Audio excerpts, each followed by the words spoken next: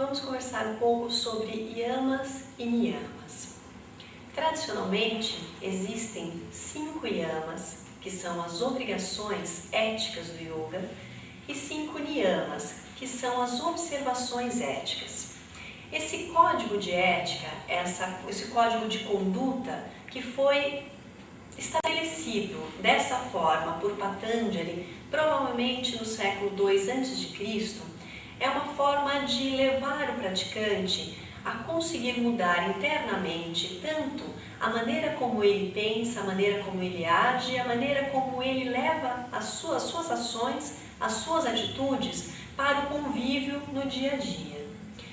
Isso facilita a maneira como o praticante encara o seu sadhana, a maneira como ele pratica, a maneira como ele encara a si mesmo e ao seu objetivo dentro da prática, e também a maneira como ele se leva como exemplo para a humanidade, sendo uma obrigação do yogi, da pessoa consciente, levar a consciência, levar o conhecimento, a ética, como uma forma de convivência. Os 5 yamas tradicionais são ahimsa, a não violência, satya, a verdade, asteya, não roubar, aparigraha, não cobiçar, que na verdade, tradicionalmente antes nós temos brahmacharya, que é uma forma de não dissipar, de não abusar da sexualidade.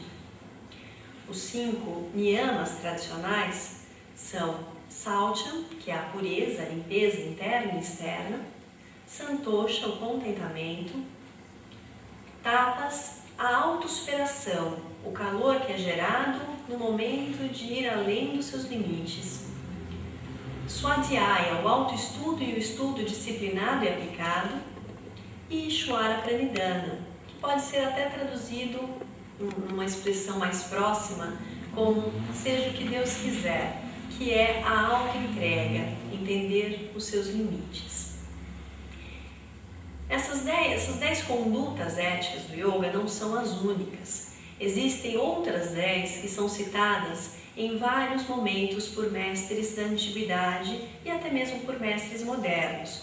Vale a pena pesquisar o yoga de Vasishtha, as escrituras que falam sobre o Jnana Yoga, também as escrituras mais tradicionais do Hatha Yoga, como o Hatha Yoga Pradipika e o Gheranda Samhita, para que você possa conhecer um pouco mais. Mas hoje vamos nos concentrar apenas nesses 10 tradicionais. Ahimsa. Ahimsa é provavelmente um dos yama e niyama que, se você conseguir se realizar em ahimsa, você consegue se realizar em todos os outros. Na verdade, todos os yama e todos os niyama têm em si a essência de todos os outros. Mas a ahimsa não é o primeiro, não é citado como o primeiro à toa. Ele é citado porque realmente é o princípio, é o começo da valorização da vida e do objetivo da vida dentro do nosso sistema de prakriti, de matéria, dentro da vida no mundo manifestado.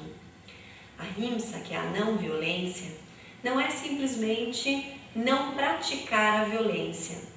Gandhi dizia que a crueldade, a maldade só existe com a ajuda dos bons. Se você vê a crueldade sendo praticada, se você vê a maldade sendo praticada e não faz nada a respeito, você está ajudando o mal a ser feito. E a ahimsa é ter gradualmente, de uma forma que não sobrecarregue a sua convivência na humanidade, na sociedade, mas que você possa ir passo a passo criando uma forma de viver com menos crueldade na sua vida. A ahimsa é observar não apenas a bondade, mas ter consciência de como seus atos afetam as pessoas ao seu redor, afetam a vida e a natureza ao seu redor.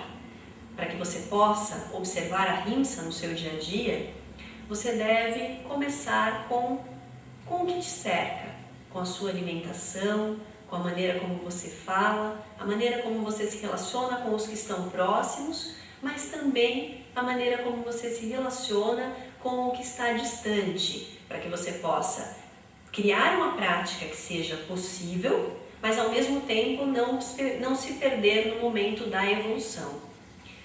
Aquilo que você faz consigo mesmo e aquilo que você faz com as pessoas próximas é uma excelente maneira de começar. A Ahimsa pode ser observado quando você acorda, começando a respeitar o seu corpo, a buscar um sono mais adequado, que seja suficiente para repor as suas energias. A maneira como você se vira para as pessoas que estão ao seu redor, sorrindo e começando o dia de uma forma otimista. A maneira como você busca os outros yamas e niyamas. A maneira como você busca desenvolver a sua prática de yoga. A Ahimsa pode estar na maneira como você se alimenta, buscando diminuir a influência do mundo na maneira como você se alimenta, porque a alimentação é muito social, mas que você possa ir além dessa sociabilização da alimentação e perceber que o alimento tem a função de nutrir o seu corpo, buscar alimentos que sejam nutritivos e que sejam saudáveis e que não precisem ser, para serem produzidos, não precisem de crueldade. Então, diminuir produtos de origem animal e aumentar produtos de origem vegetal não só aumenta a sua energia, como diminui a crueldade com que você lida com o mundo.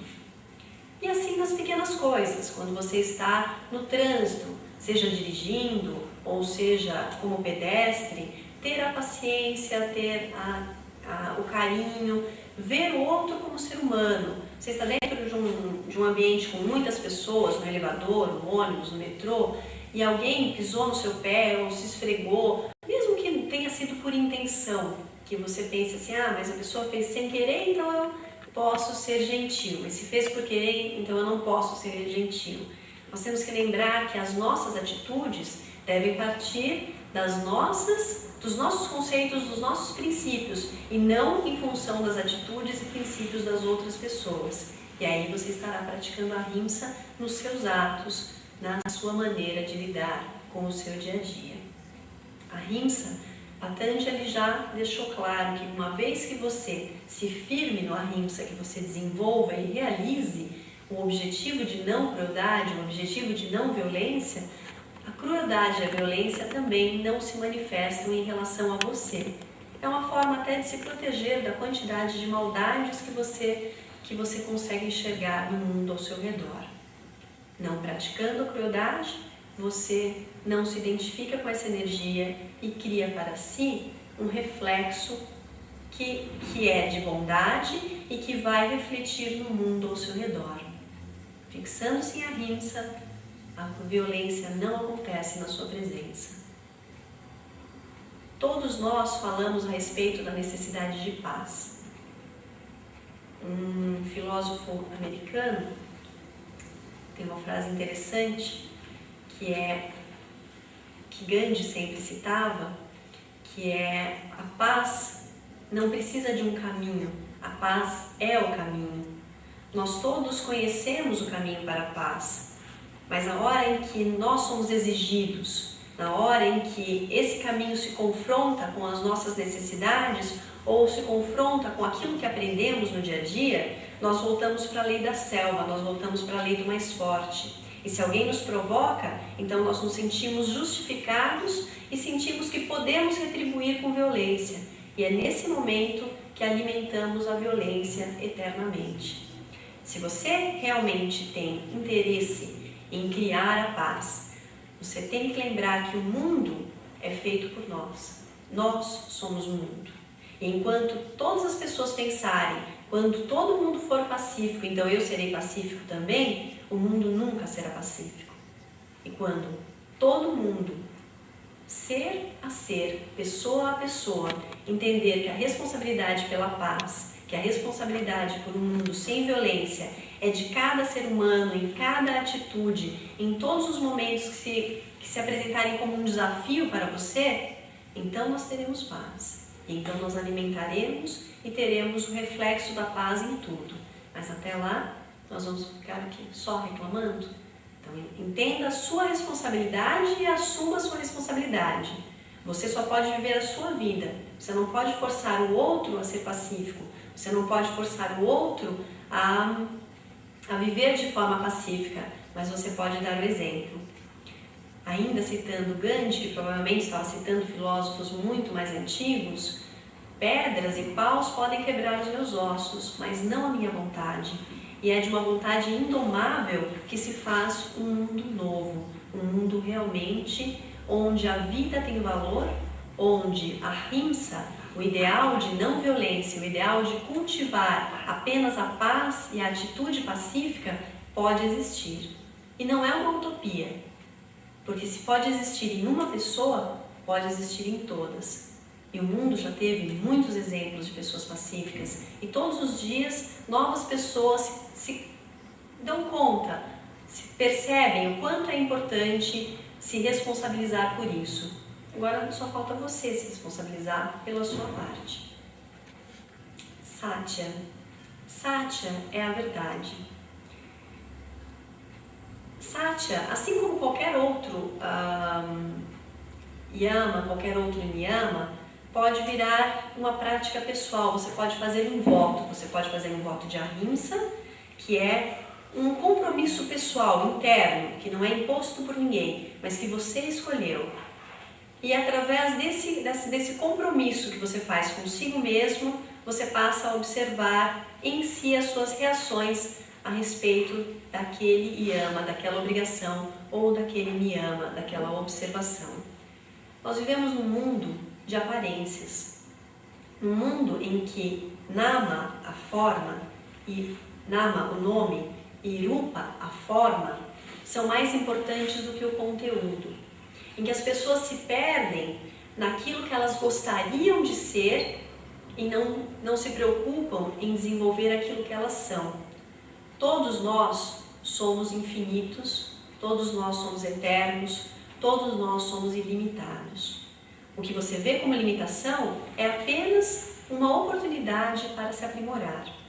E falar a verdade num mundo que se pauta pela aparência pode parecer um desafio muito grande.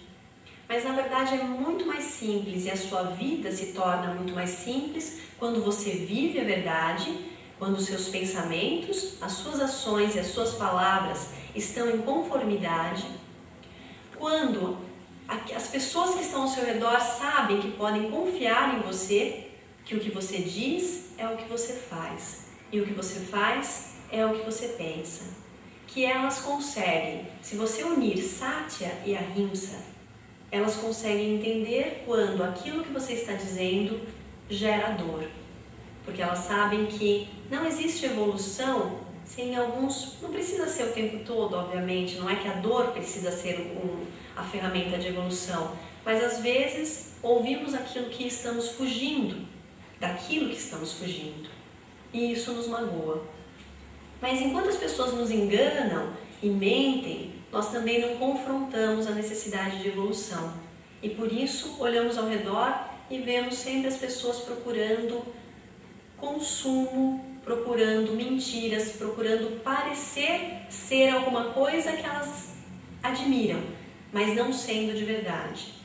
E toda a sociedade, por medo da evolução, alimenta isso. Porque se eu alimento a maneira como você mente para si mesmo, você, como cortesia, também alimenta o meu medo e alimenta aquilo que eu não quero confrontar. E assim nós vivemos dia a dia uma grande mentira de um ideal que é lindíssimo, que é o ideal da humanidade. O ideal que nós criamos, que envolve o ideal do amor, que envolve o ideal da fraternidade, que envolve o ideal de seres que se unem para construir e não para destruir. Falar a verdade implica em ter muita coragem, implica em enfrentar a si mesmo enquanto você ajuda o próximo a evoluir. É um desafio grande, mas é a única maneira de viver e ter propósito na vida. Todos esses princípios éticos apresentam um desafio muito grande. E é de desafios que a humanidade vai se tornando melhor. É de desafio em desafio que nós vamos conquistando os nossos instintos e transformando em realidade aquilo que nós sonhamos.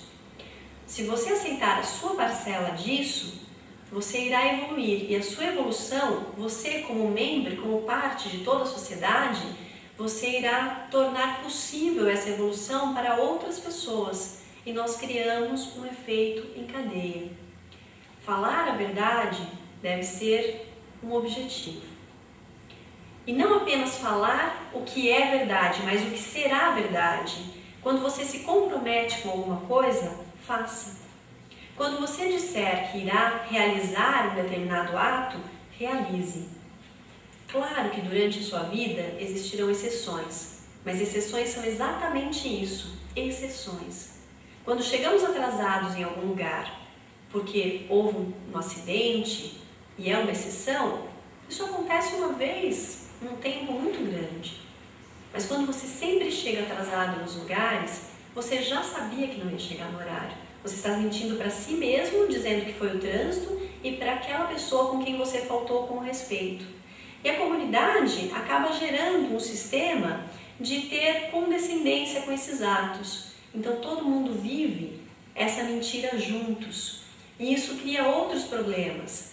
Porque assim como você não fala a verdade em relação ao horário que você vai chegar, você não fala a verdade em relação aos atos que você vai praticar, você também não fala a verdade nos seus relacionamentos, você começa a não conseguir perceber em si nem o que é mais a verdade, porque a nossa mente, o nosso espírito, a nossa totalidade não consegue separar. Então agora eu posso mentir, mas agora eu não posso mentir. Nós passamos